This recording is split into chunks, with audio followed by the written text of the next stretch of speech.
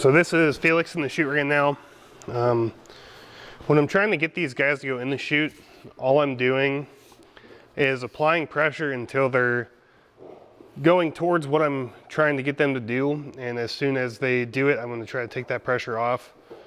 Sometimes it might take a little bit more pressure to get them in there. I'm not whacking them with anything. I'm just kind of making myself bigger and making noise. With him right there, I was trying to get him to do it, and as soon as he turned around and looked at the chute, I stopped and he walked right in. So I'm going to go ahead and get the halter on him. I'm going to get him groomed up, and then I'm going to lead him out and work on leading for probably just a couple minutes, honestly, and then we'll go from there. But before I do that, I'm going to sweep this up because last time, the first time I led him, he started running around and I actually slipped in the pile of poop and fell right on my butt. So we'll go ahead and take care of that before we do anything. Hey, buddy.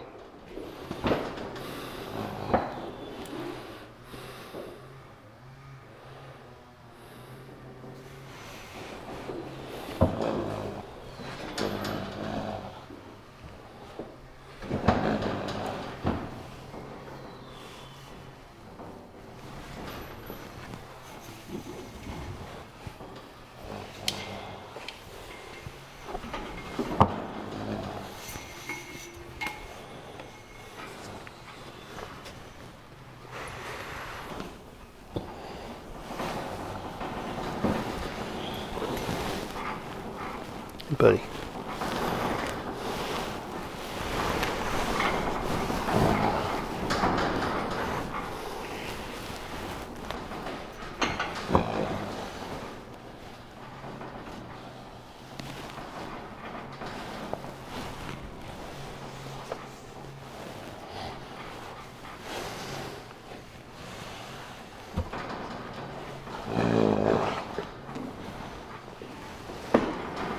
So that is something that I've been working on them with too, is getting them to just get their nose in the halter without me having to fight them.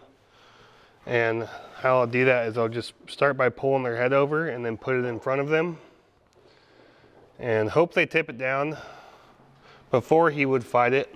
Even if he just keeps his nose there, I'm going to call that a win. So just pull over, put it in front, and if he lets me do that, then we're good. Eventually I will start teaching him how to tip it more. The first time I did that there, he did tip it right in.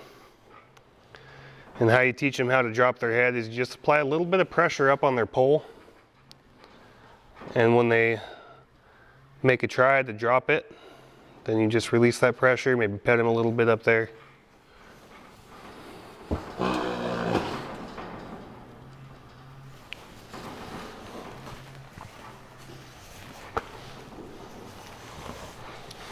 All right. You stepped on your lead, dude.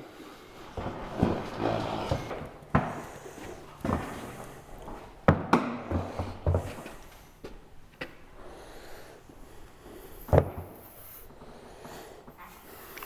I'm just going to start off really slow with this. Usually when the curry comb actually does make contact with him, he settles a bit.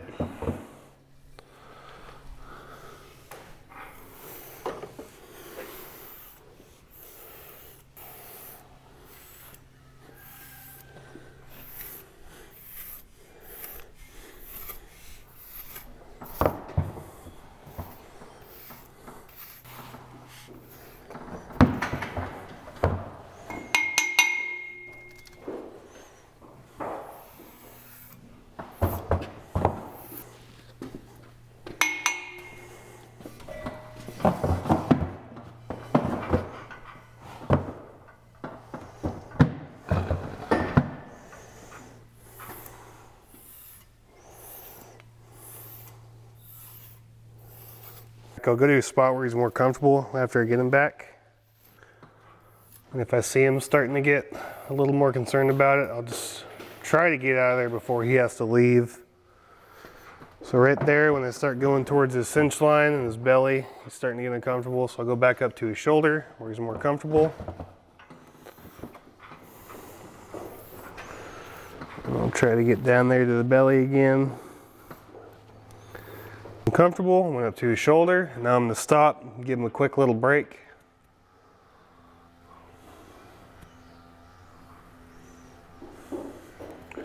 We'll go ahead and start up on the shoulder again. We'll start working on getting a little lower. Back up to his shoulder and give him a break.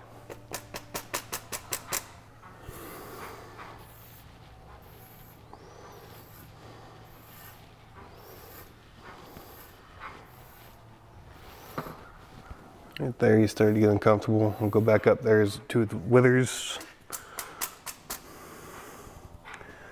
And this time I'll start probably more down towards this inch. Just do it one time. Go again.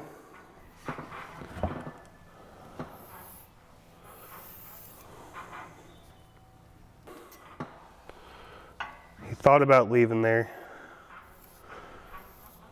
And I'll go right back down and back up. I want to try to get it where he's not moving or moving his feet while I'm doing this, and I'll stop. So right there, he didn't have to move his feet. I got down there to his cinch line. And he's starting to be okay with that. He's realizing it's not going to hurt him.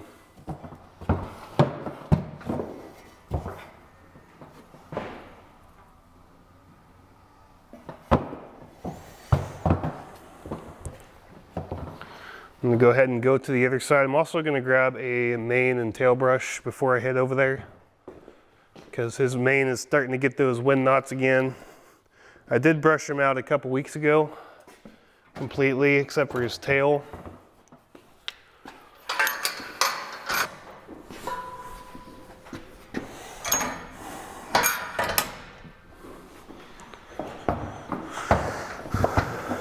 Where are you going?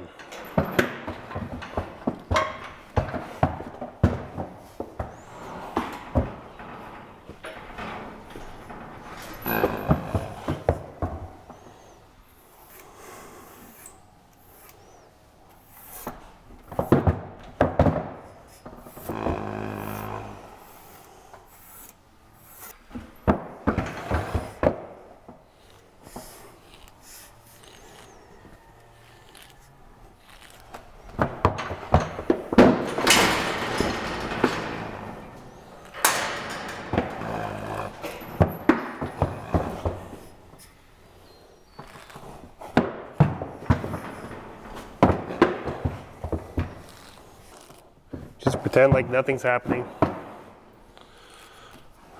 They have a saying, don't make a mountain out of a molehill. Well, this isn't a big deal. I'm just brushing your mane.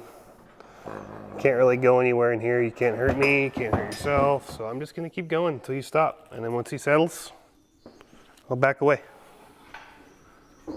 Just took him a minute to remember that this actually does not hurt him. And it's not as scary as he thinks it is.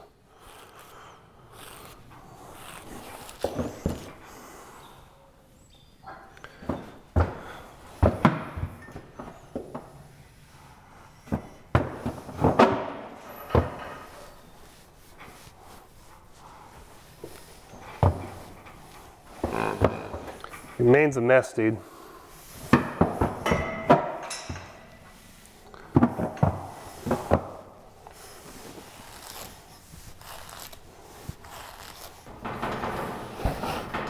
Want to check it out? Isn't as scary as you think it is? Oh man, it's worse. It's worse than you think it is.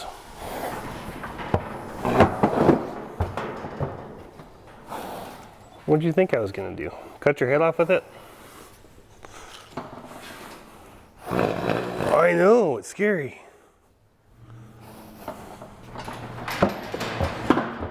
I got down to his belly until he could stand there without thinking it was gonna kill him, and I stopped.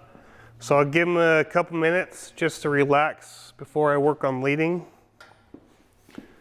And when I open up that chute door, I know he's gonna come flying out of there. But I will just get my hand set up so he runs into that pressure. That's something that I haven't really talked about much here. And I saw a comment on YouTube actually talking about that, how it's not really talked about that much.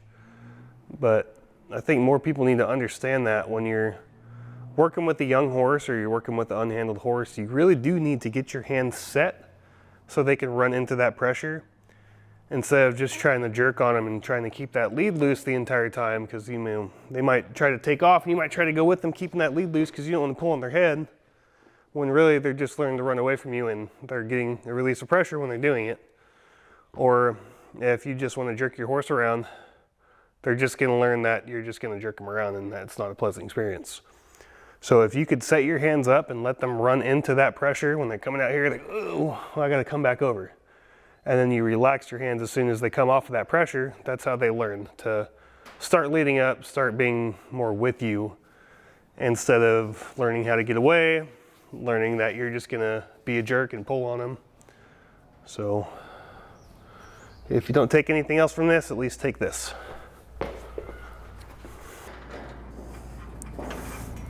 That's another thing too. Give your horses breaks. If you guys are working on something and they get it, or if they get close to trying to figure it out, if they make any sort of attempt, give them a break. Let them think about it and then go back at it and work on it again. And even if you get something good done, give them a break, then start working on something else after a minute or so. Count to 30 in your head. That's a good rule of thumb. Count to 30 in your head. So when I let him out of here, I really want you to focus on what my hands are doing. When I say set my hands, I'm not racing and going all crazy like this. I'm literally, when he comes out of here, I'm just gonna set my hands and my body up at the end of this rope like this and let him run into that pressure. And as soon as he relaxes and comes off of that pressure, I'm gonna let that line down. A lot of people, what I see, too, it irks me. I'm just waiting to see the day when some kid gets dragged off across some gravel and they wrap their hands like this. Do not do that. Hold your lead rope, organize like this. If you need to organize it more, you can just lay it on top of itself. Another thing, when you are working with horses, make sure you have your hand where your pinky is facing towards the horse's head. You have more feel in your pinky right here than you do in any other finger, and you need to be able to feel when they can give to that pressure so you can give back to them.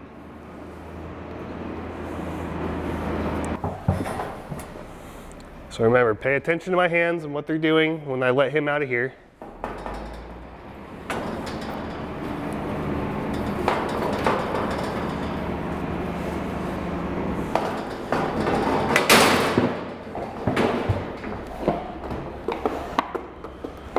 He did not have to take off that time. Right there, right there. Before he was just tearing out of that chute like he needed to get out of there. He is actually learning. So that is what happens when you get your hand set up. If they run into that pressure, they don't want to do that all the time. You'll see kind of what I mean by the setting up the hands if you go back and watch the episode from 2 weeks ago. I believe he actually was the one that I was working with in that video as well, if I'm not mistaken. So you can see kind of how doing that can actually help you out in the future. I mean, he's actually leading up, he's snorting like crazy, but he understands what he needs to do. And going forward, this will make it a lot easier to work with him. I mean, we're making these baby steps right here. He understands somewhat how to lead, and once he gains confidence in this and he really understands this concept, that's when we can start working on the other things. But first, you got to work on contact, then you have to work on leading, and then you could start going through all the other things. And right there, he wasn't pulling on me, I didn't have to pull on him, he just walked right up. So I'll give him a little bit of time just to kind of relax. If I can get up to him and pet him, I will try.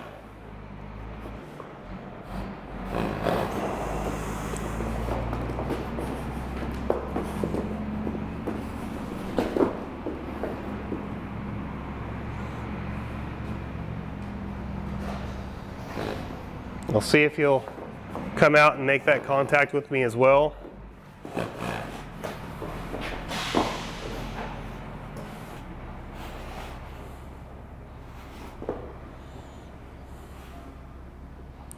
Once he settles, I'll go ahead and relax too and take my hand away.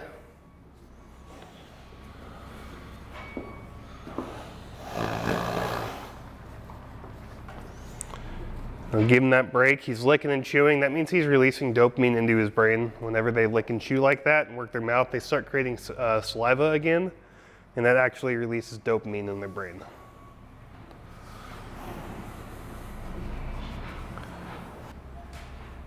Good boy.